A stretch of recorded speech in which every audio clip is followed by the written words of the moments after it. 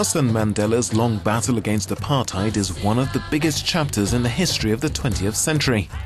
After his release from prison, he won South Africa's first all-race elections to become the country's first black president, liberating and unifying most of its people.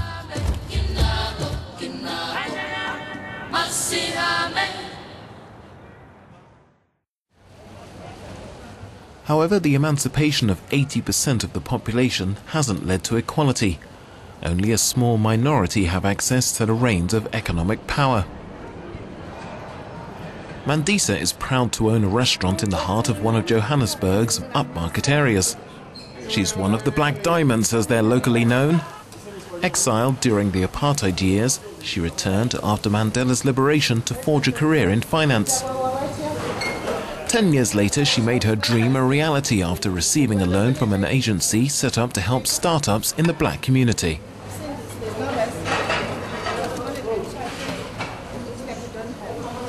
Some people say to me, do not say that you own the business, because once people hear that it's owned by a black person, they might have attitude. I said, no.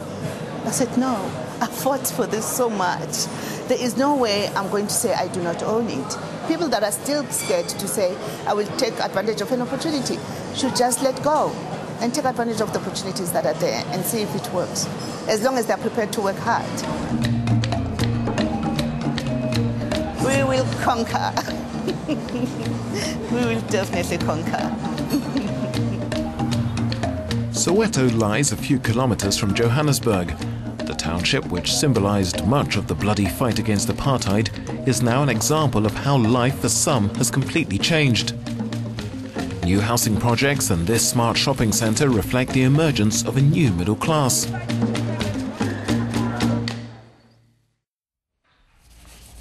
Soweto is a land of opportunities, according to Nobile, who began his business 8 years ago after receiving training and a microcredit from the government.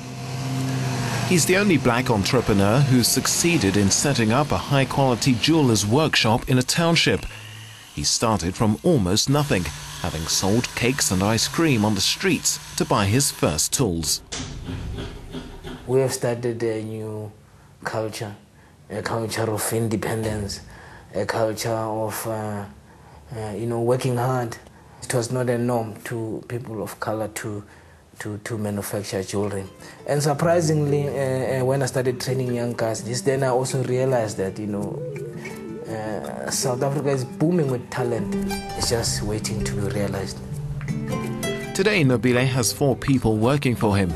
Outside South Africa's market, he also exports his creations to Europe. His aim now is to find funding to open a factory and employ up to 100 staff in order to meet a growing demand.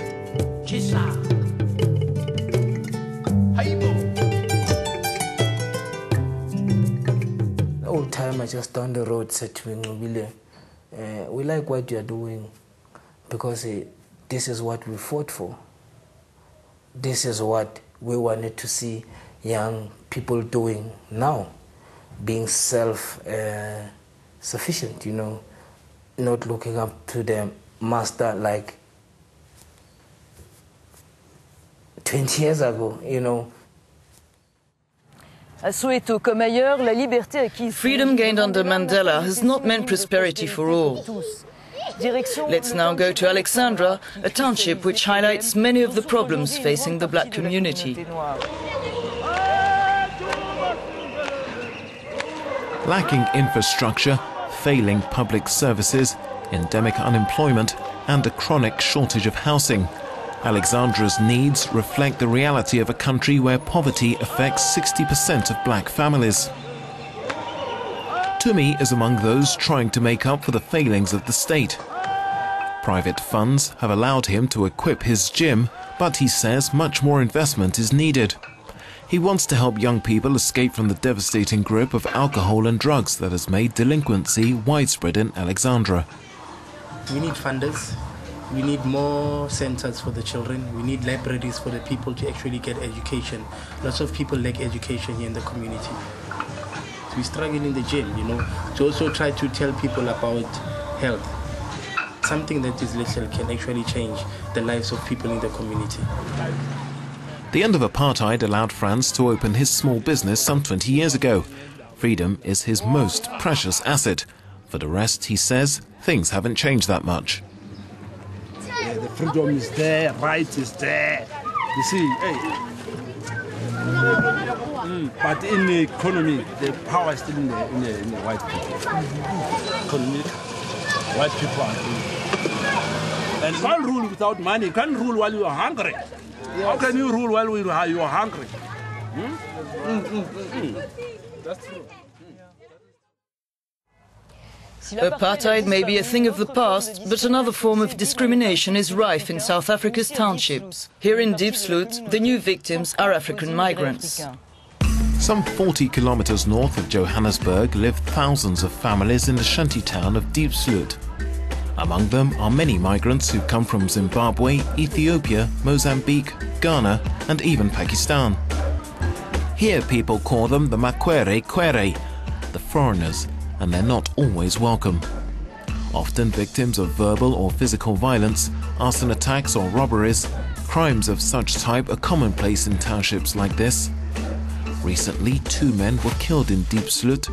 Dozens of stores like this one owned by Daniel from Ethiopia were stripped bare and vandalized. I lost everything. The door, it was broken. The shelf is stolen. They never left even one spoon here. You see, even money is stolen. When we phone the police, they can't do anything. They just leave. You see, we are not safe. Even our life is not safe.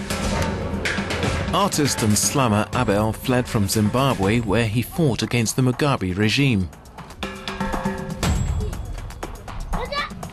People who come from outside South Africa, they think here they are greener pastures, but they are not so green. We live in fear. We are not sure of tomorrow, and you cannot say xenophobia is dead. No, it's still alive. People are frustrated because the government is not delivering, and people are unemployed.